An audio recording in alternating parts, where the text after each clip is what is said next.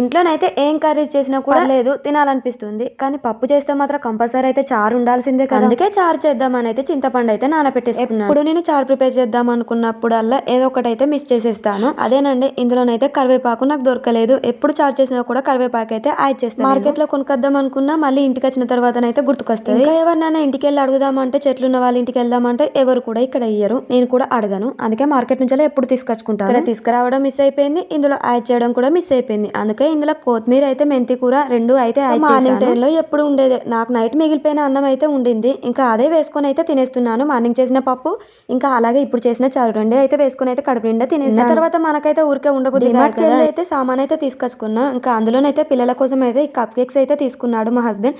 ఇంకా టేస్ట్ అయితే చేద్దాం, ఒకటి తిని చూద్దాం ఎలా ఉంటుందో అని తినైతే చూస్తున్నాను. టేస్ట్ అయితే చాలా చాలా బాగుంది. ఒకసారి ఇంట్లో ఎప్పుడైనా చాక్లెట్ కప్ కేక్స్ అయితే ట్రై చేయాలని అంటే ఏమేమి ఇంగ్రీడియంట్స్ వేసారా అని చూస్తే మాత్రం నాకైతే ఒక్క ముక్క కూడా అర్థం కాలే. మన స్టైల్లోనే చేస్తే సరిపోతుంది అయితే పక్కన పెట్టేశాను. వీడియో ఇక్కడ వరకు అయితే చూసారు కదా, వెళ్తూ వెళ్తూ ఒక చిన్న లైక్ ఇచ్చి వాళ్ళు చూస్తున్నట్లయితే సబ్స్క్రైబ్ చేసుకోండి అబ్బా.